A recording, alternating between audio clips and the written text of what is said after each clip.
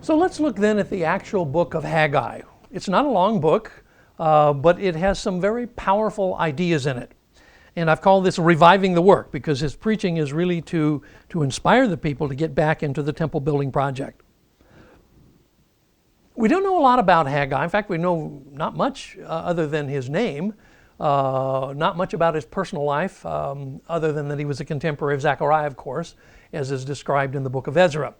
There are a couple of other points, though, that are of interest, and that is that in the Septuagint, which is the Greek translation of the Old Testament that was done by the Jews in Alexandria, Egypt, in about 2 to 2.5 centuries before Jesus, Haggai and Zechariah are credited with the authorship of some of the Psalms. They're credited with the authorship of Psalm 138, 146, 147, 148, and 149. That idea is then repeated in 2 Christian translations of the Old Testament in very early Christian history, the Syriac translation and eventually the Latin Vulgate, which is translated by Jerome. In all of these 3 then, Septuagint, the Syriac, and the Vulgate, there is this idea that Zechariah and Haggai were responsible for at least a few of the Psalms. For Psalm 146, 7, 8, and 9, that doesn't seem to be a problem, although in Psalm 138 you'll find that there is a superscription that credits it to David. But the words to David may simply mean in honor of David rather than simply by David. We're not sure about that. But in any case, it is an interesting point, and it's very old. It goes back before the time of Jesus. Then, in the Christian era, St. Jerome maintained that Haggai was a priest, or of priestly descent at least. We don't know where Jerome got this idea, whether this was a Jewish traditional idea or he had some text to which he was referring. But it is at least conceivably possible that Haggai was from the priestly class. We certainly know that there were other people who were prophets who were priestly. For instance, Ezekiel, the prophet, was also a priest, so it's certainly not a stretch to think that Haggai might have been one as well. All of Haggai's sermons are precisely dated. He has 4 of them, and they're dated in chapter 1, verse 1, chapter 2, verse 1, chapter 2, verse 10, and chapter 2, verse 20. And they happen within the space of just a few weeks, beginning in the fall in what for our calendar would be August the 29th in 520 BC. And his last one, last 2 actually, would be on December the 18th in 520 BC. So all of them are precisely dated to the to the end of this 16-year hiatus when the work had been suspended, and now he's hoping that the work will be resumed. As we look at the books of Haggai and Zechariah, I need to take just a small moment to do a sort of a side detour about translating the divine names in the post-exilic prophets and in the Hebrew Bible in general. This has a significance for the books of Haggai and Zechariah, which you will see in a moment. In the first place, the word for God in the Old Testament is usually the word Elohim. This means God, such as Yahweh God, if it is used with a singular verb.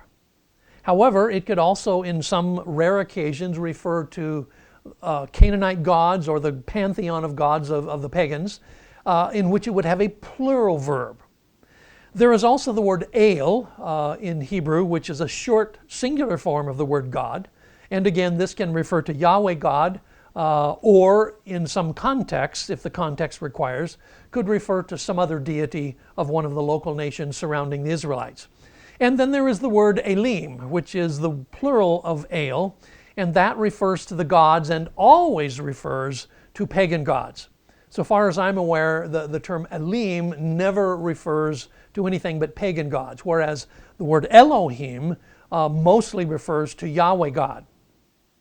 Then, when we come to the personal name of God, Yahweh, which goes all the way back to Exodus chapter 3, the way that English Bible translators have handled this, and this goes all the way back to William Tyndale, and then through the Bishop's Bible, the Geneva Bible, the King James Version, right up into the modern English versions, the name Yahweh is always going to be translated into English in all capital letters. So if you look at the way I have it written here, it is L-O-R-D, and all 4 letters are capitalized, even though the 3 last letters are reduced slightly in size. There is, however, another word for Lord in the Hebrew Bible, and this is the word Adonai. And this one in English Bible translation is always translated with only the initial letter capitalized, and then the other letters, O-R-D, in lowercase form. This particular word can refer to a superior, such as a slave to a master. It could refer to perhaps a wife to a husband, and does in some contexts. It can also refer to people referring to God, Yahweh God, but calling him Adonai. Now, with that in mind, then, we come to a particular name that is very characteristic of the post-exilic prophets. And this is the name Yahweh Sabaoth. Some of you, if you are familiar with some of the older hymns of the Christian church, may remember that the term Yahweh Sabaoth is used in some of them. In fact, it's used in Luther's great hymn, A Mighty Fortress is Our God. It says Yahweh Sabaoth is his name. From age to age the same. So if you're familiar with that hymn, you may have heard the term Yahweh Sabaoth. This term, Yahweh Sabaoth, means the Lord of hosts. Now obviously the first part of this, Yahweh, is the sacred name of God. Then Sabaoth is a plural term that means armies or hosts. So it is a combined term, Yahweh Sabaoth, that appears quite frequently in the post-exilic prophets. In Haggai, we find this name 10 times. In the book of Zechariah, 36 times. And in Malachi, 23 times. So this becomes a favorite designation for God in the books of the post-exilic prophets. So you'll want to pay attention to that as you're reading this. English translations will vary in the way they treat this. Some will simply translate it as Lord of Hosts. Some will translate it as Lord of Armies. But either way, this is from this very same term, Yahweh Sabaoth. Now, going to Haggai's first oracle, I think I first of all need to remind you that there's great disillusionment with the project. They have gone through this 16-year period. No work on the temple has been done. The foundation has been laid, but all future construction has stopped. And so the people have decided not to build. In fact, at the very beginning of the book of Haggai, in verse 2, you'll notice it says that, thus says Yahweh Sabaoth, or the Lord of hosts, these people say the time has not yet come to rebuild the house of Yahweh. So as there's general attitude among the people that they've fallen on hard times and it's not time for them to build. And so Yahweh is going to challenge those priorities. They have become preoccupied with survival, preoccupied with their own lifestyles. In the midst of this, they've had bad crops, they've had drought, they've had deprivation, and all of these are actually judgments upon them or disciplines upon them because of their neglect of the house of God. So the word of the Lord came to Haggai, and he asked this question to the people. Is it a time for you yourselves to dwell in your paneled houses, while this house, that is the house of the Lord, lies in ruins?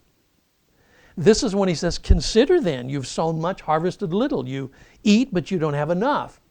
And so basically what Haggai is reminding them of, he's reminding them of the ancient covenant promises of blessings and cursings that you find in the book of Deuteronomy.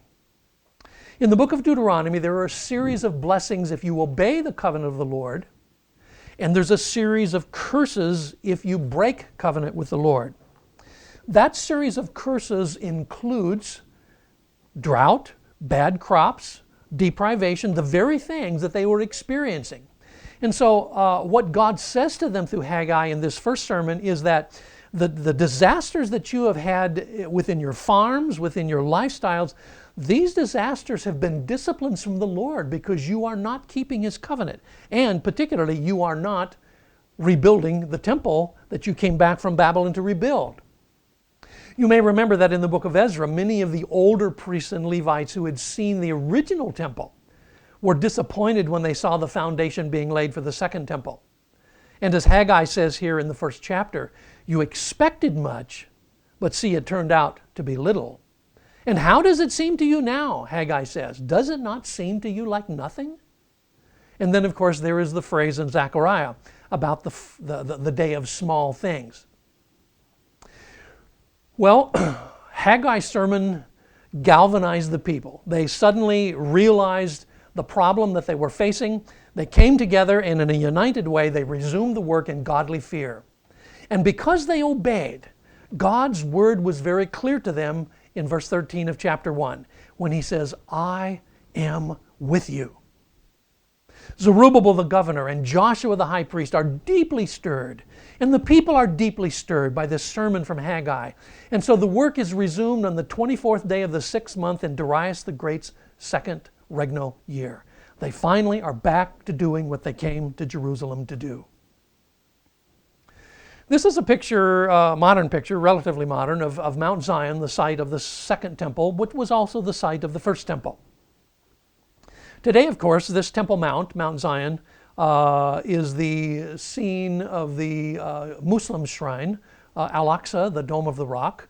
And you can see that clearly depicted with the golden dome in the upper right center part of this photograph. You will also see a red oblong square. This is the approximate place that Solomon's temple had once existed before it was destroyed by the Babylonians. And it is the place where probably the second temple was built. Now, there's quite a bit of scholarly discussion about the exact location of the first and the second temples.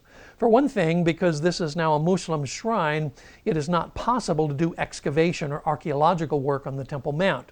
So all of the ways of trying to figure out exactly where that temple stood is based upon not the actual physical remains of archaeology, but rather on texts, particularly the Babylonian Talmud and the Palestinian Talmud and ancient Jewish writings that talk about the temple.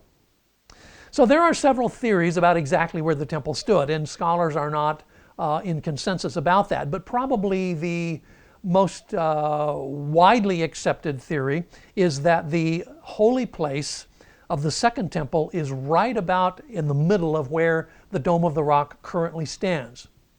This is the position of archaeologist Lean Rittmeyer and those who follow his line of thinking, and he's written a number of scholarly articles about this as well as some books.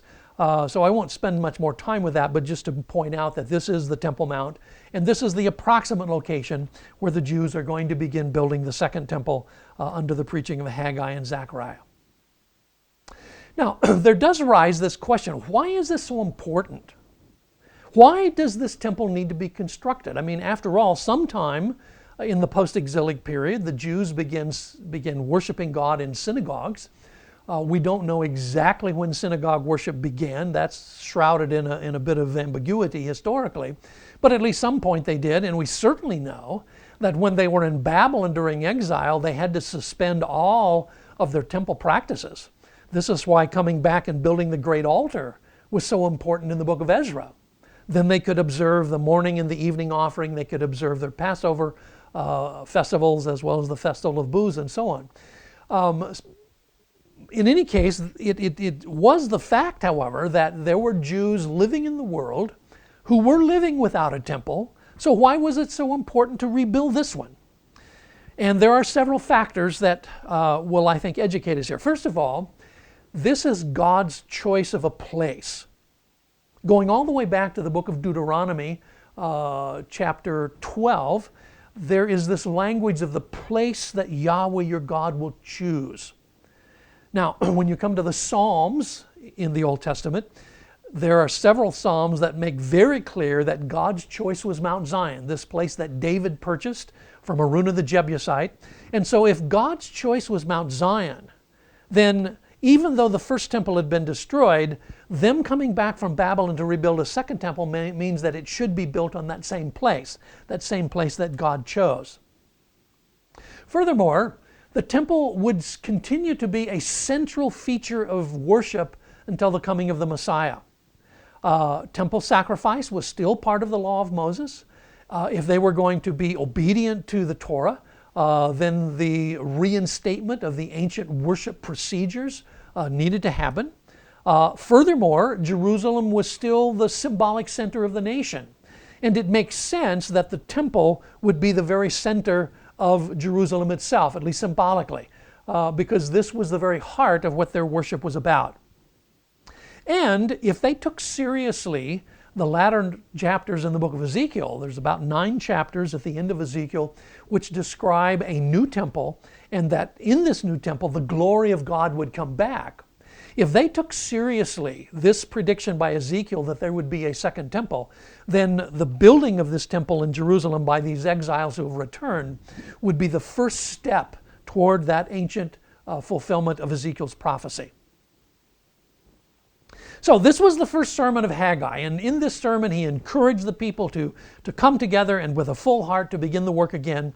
And as he preaches his second and third oracle, he is going to encourage them even more.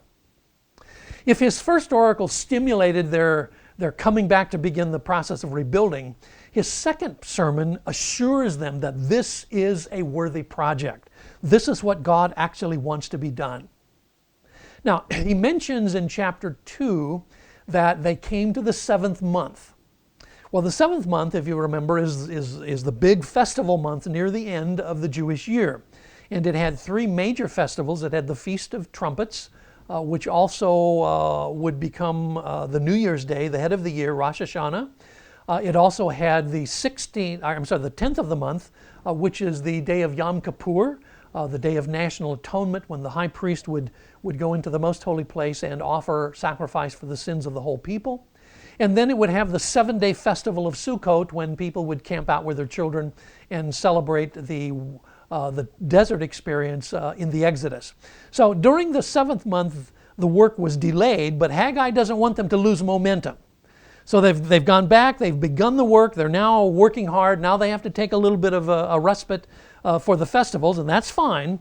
But Haggai addresses the leaders again on the last day of the Feast of Booths, which is the 21st day of Tishri in the Jewish calendar. And he wants to be sure that, okay, they've taken a break for a few days for the festivals, but don't lose your momentum. Don't lose what you've begun.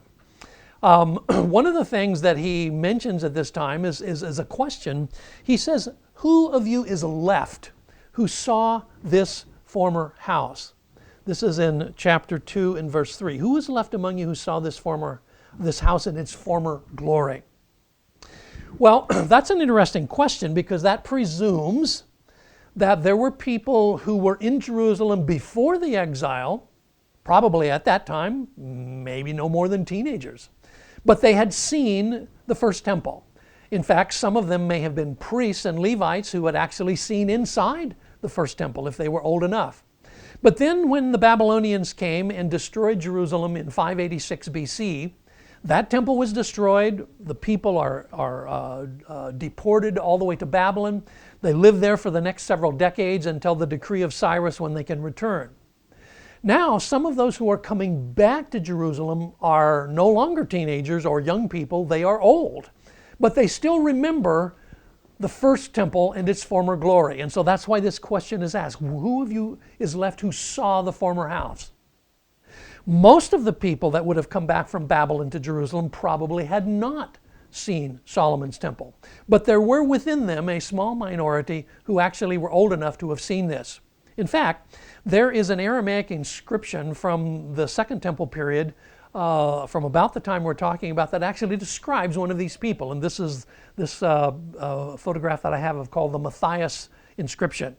And it describes a man who was born in Jerusalem, went into exile in Babylonia, and came back to Jerusalem, and it talks about him burying his father. But it mentions this fact that his lifetime spanned the whole process of exile, both before the exile and after the exile. And so this is the question that Haggai asks. Who of you is left who saw this former house in all its glory? Now, of course, they are rebuilding the second temple. And so he encourages them. Be strong. Even though as you're building this second temple, it may not seem that wonderful at the moment, but be strong. Don't be discouraged. Don't let discouragement deprive you of the opportunity to work on this house. And Haggai is going to encourage them along 5 different lines of thought. First of all, he assures them that God is with them. This is what it says in verse 4. "Be strong, declares the Lord. Be strong, all you people. Work, for I am with you, declares Yahweh Sabaoth." So if God is with them in the process of rebuilding, they must not become discouraged. Secondly, he reminds them that the covenant was not ineffective. Even though they had broken covenant, had gone into Babylon, God's promises, God's covenantal promises still were sure. And the covenant had not been destroyed because of the exile. The failure of the people did not mean the failure of God. And the faithlessness of the people did not mean the faithlessness of God. God would still be faithful to his covenant promises. So in verse 5 he says that he is going to be with them according to the covenant that I made with you when you came out of Egypt. The third line of thought is that he urged them that in this building project they had a stake in what God was doing long range into the future. And they needed to work in light of that long-range future. They were building a project, or building a temple as a project in their own lifetimes, but that project had long implications for the future. And so, as he says in verse 6, "Yet once more in a little while I will shake the heavens and the earth and the sea and the dry land, and I will shake all nations." God will, in fact, have something to say to the nations of the world. And in rebuilding this temple, the Jews are going to have a part in this future that God had purposed. And that brings us to the fourth line, or the fourth point, and that is that this future includes what Haggai calls the desire of the nations. Well, this phrase, the desire of the nations, has long been taken as a messianic phrase. You find it in a number of Christmas carols. For instance, the one carol, "O come, desire of nations, come," for instance. It's based upon this passage in the book of Haggai. And in the coming of the desire of the nations, God would fulfill Ezekiel's prediction that the glory of God would return. For this is what Haggai says, God says, "Not only will I shake the nations, but I will fill this house with glory." Well, this is the promise that Ezekiel made, that there would be a rebuilding of the temple and the glory of God would return to that temple. So if God's glory is to return, then they need to build the temple. This is the temple that God wants them to do. And so he finally says in chapter 2 and verse 9 that the latter glory of this house will be greater than the former glory, says Yahweh Sabaoth. And in this place I will give peace, declares Yahweh Sabaoth. So if the splendor of the second temple would be greater than the splendor of the first one, then surely they must be encouraged to continue this work. If you go back to the splendor of the Temple of Solomon, and it was an incredibly magnificent structure, and the glory of God descended over that temple, so much so that the priests were not even able to minister. But if the glory of that temple would not even be as great as the glory of the second temple, then the people of Israel must come together with a full heart and begin the work of reconstruction. Now, I need to say a word about the translation of chapter 2 and verse 7. The Hebrew sentence is awkward in that it has a singular subject but a plural verb. Now, this is fairly unusual, and so it creates a situation where translators are going to have to decide, okay, do we make this phrase singular or do we make it plural? If you give the plural verb the priority, then the whole phrase is going to be translated as a plural. This is where you get translations like the treasures of nations, which is in the Revised Standard Version, the New English Standard Version, the New American Bible, or something like precious things, plural, which is in the American Standard Version. On the other hand, if you give the priority to the singular subject, then the phrase will all be singular. This is where you get the phrase, the desire of all nations, that you find in the King James Version, which is also in the New International Version and in the Latin Vulgate. Or you have a phrase like the treasure of all nations, which is in the New Revised Standard Version. Now, in either case, the phrase is messianic in some sense. If it is a singular phrase, this gives rise to the idea that you find I mentioned earlier about the Christmas carols, where Christmas carols sometimes use this phrase from the King James Version, the desire of nations. Oh, come, desire of nations, come. That idea is based on the interpretation then that the treasure of the nations, or the desire of the nations, is the Messiah himself personally. On the other hand, if you translate it as a plural, the treasures of nations, then it has more the idea of all of the wealth of the nations that are coming into the kingdom to bless the people of God in the Messianic age. In either case, both renderings are messianic in some sense, either as a singular, in which the phrase refers to the Messiah himself, or the plural, in which it refers to his kingdom. But you will see variations of this verse in the different English translations of the Bible. After a couple of more months, Haggai again now is going to preach to the community, this time a third sermon, using a really unusual illustration. And I think to understand this illustration, you have to understand that Haggai is addressing the mindset of the people, the frame of reference that they have toward this building project. In the 16 years when the project was halted, there had been great discouragement, great disillusionment, great apathy toward the building project. And it's this mindset of apathy and disillusionment that Haggai wants to address. But the illustration he's going to use is an illustration that comes from purity laws in the Torah. The purity laws of the Torah, of course, indicates that there are some things that are clean, some things that are unclean. But particularly what Haggai asks is, he's told actually to ask the priest, do unclean things spread their contagion? And do clean things spread their holiness? So he basically asks it in this way. He says, the Lord says, ask the priest about the law. If someone carries holy meat in the fold of his garment. Now, holy meat would be meat that is already dedicated to the Lord. It could be part of a sacrifice, something like that that was reserved as holy unto the Lord. And if a priest is carrying this consecrated meat or dedicated meat in the fold of his garment, and his garment touches something else, such as a bowl of stew or some wine or oil, does those secondary things now become holy? In other words, does the holiness transmit to other objects by secondary contact? So Haggai asked the priest this question, does holiness spread by secondary contact? And the priests say, no, it doesn't. On the other hand, then he reverses the question and says, if someone who is unclean by contact with a dead body, in other words, you become unclean by contact with a corpse for a number of days. If you are unclean and you touch any of these things, such as a bowl of stew or wine or whatever, does that make them unclean?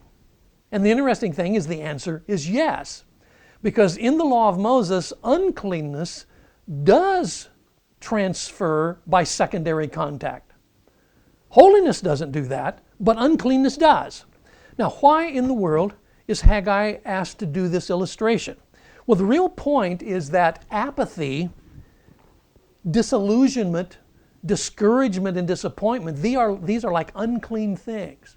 And they transfer from person to person to person. They're very contagious. And even you yourself know that in ordinary human life, it's much easier for discouragement and apathy to spread among people as they talk about it than it is for commitment and holiness. Dedication and commitment are not transferred that way.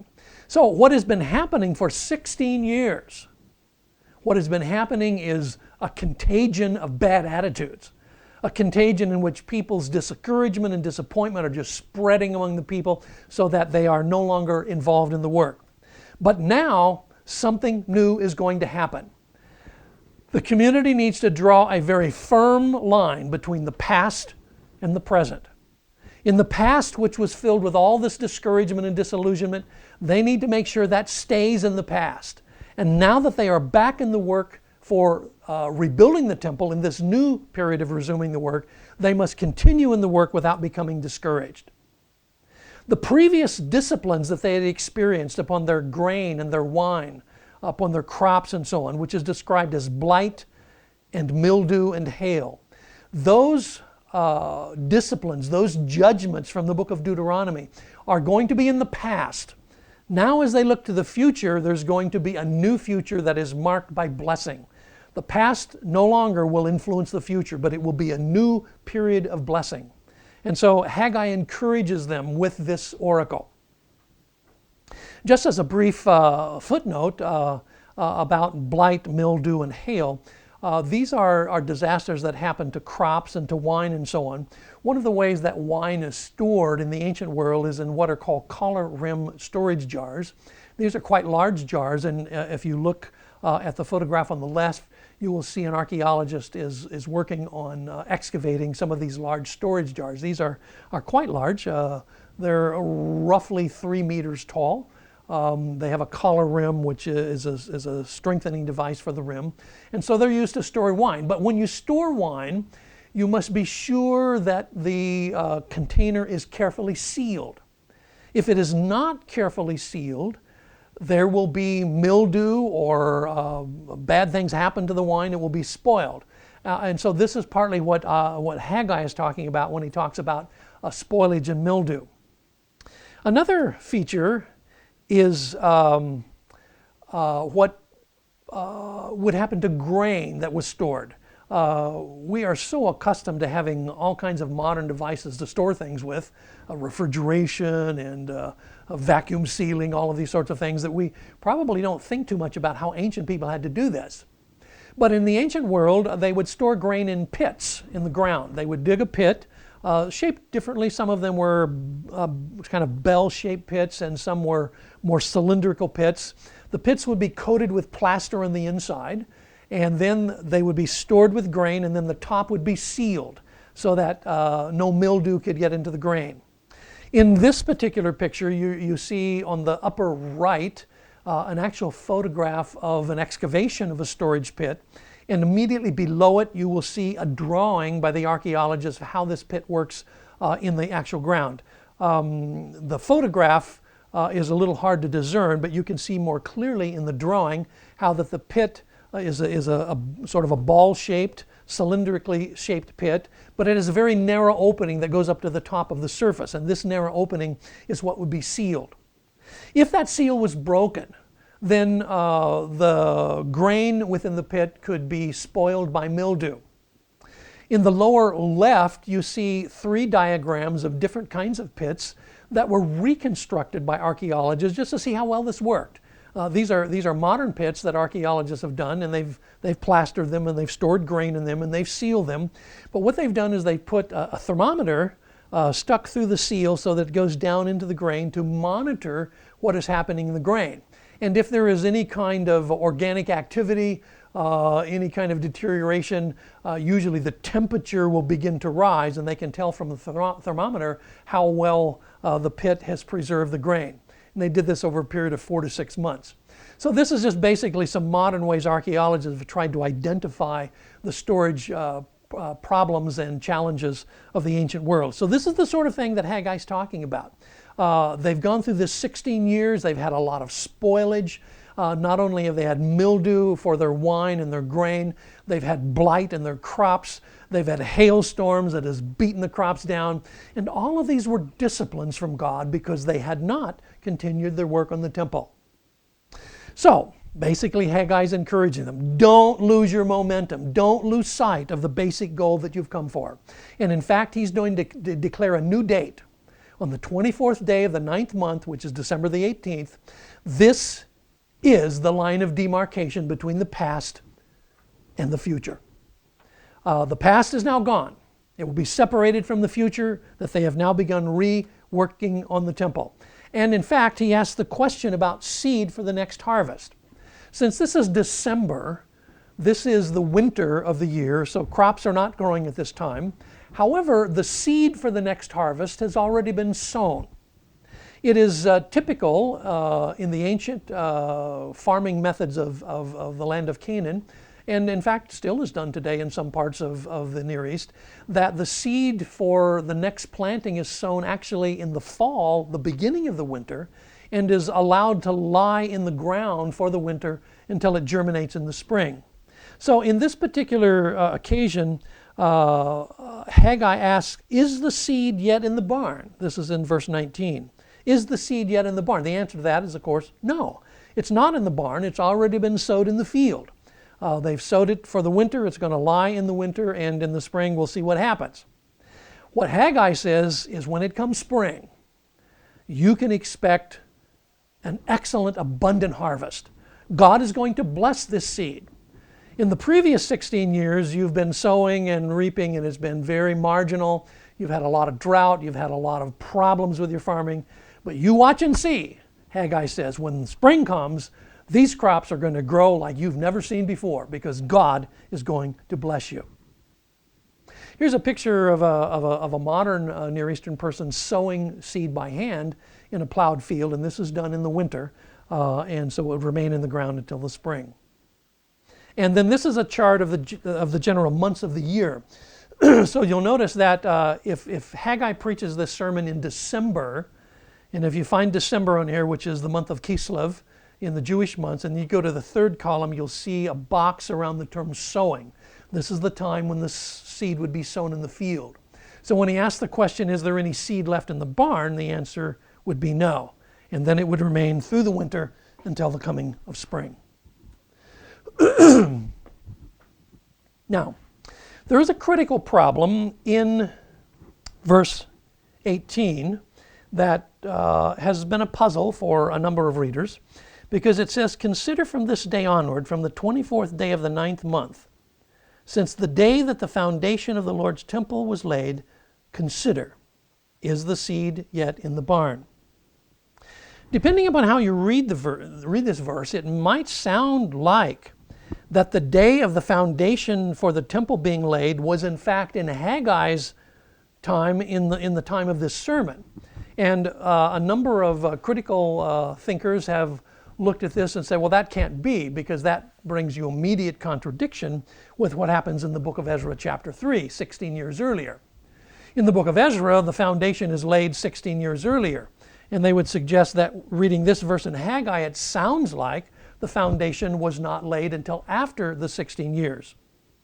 However, that is really an unnecessary conclusion, because first of all, Haggai may simply be referring to a rededication ceremony of the foundation that was laid 16 years ago. That certainly would not be any kind of a stretch and not unusual. So if they have laid the foundation 16 years ago, they've gone through this long period of time in which they have not worked on the temple, it would make sense that the people would rededicate this foundation at this time. Or perhaps Haggai simply refers just to the resuming the temple building project in general, and refers to the foundation that was worked on earlier.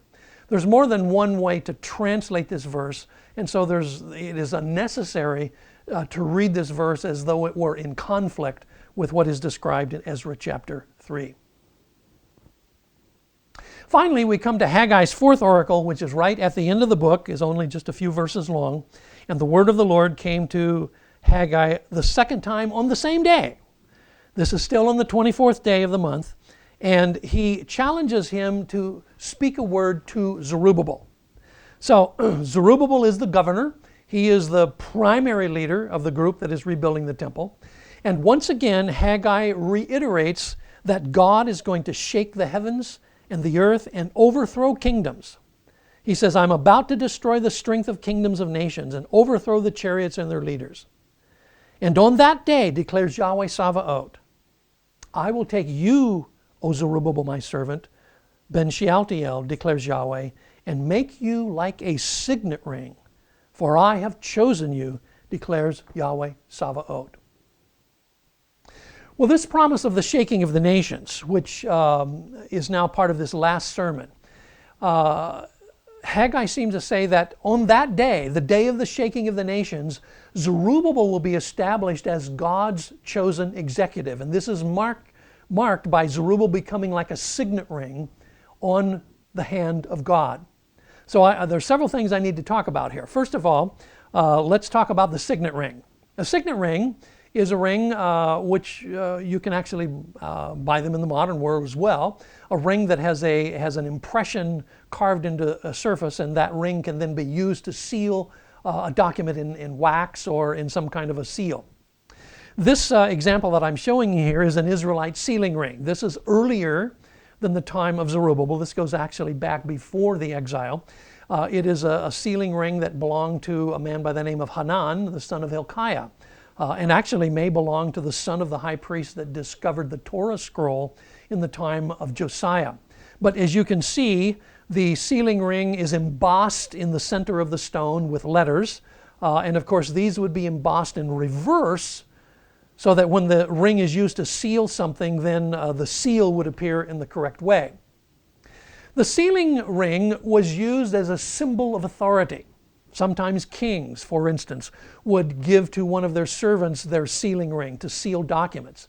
And so if a person was privileged to wear a signet ring or privileged to wear a sealing ring, that meant that that person carried the authority of the person whose name is in the ring itself.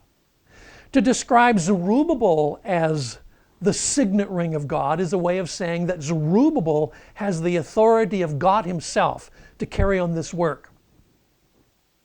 You may remember that back in the book of Jeremiah, chapter 22, Jeremiah is going to talk about Jehoiakim.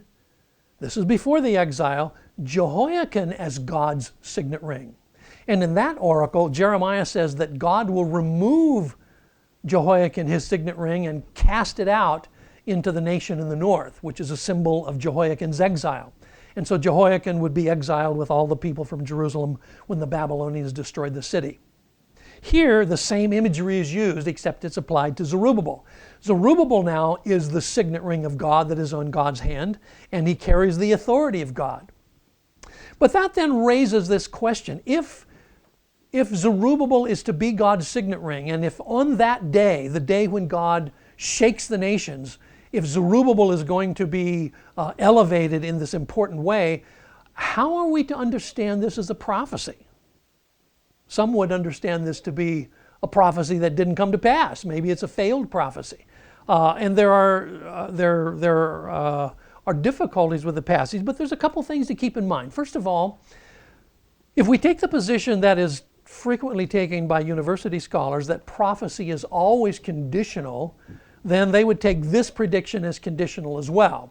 And if it doesn't happen, it doesn't happen because of some kind of condition that prevents it.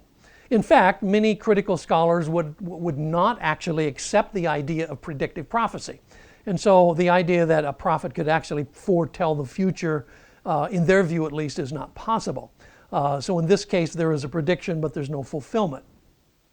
For those of us that are committed to the trustworthiness of Scripture and are committed to the reality of predictive prophecy, we certainly don't take that more negative viewpoint. But then if we do take a more positive viewpoint toward predictive prophecy, how is this to be understood? For one thing, the promise to Zerubbabel seems to await the shaking of the nations.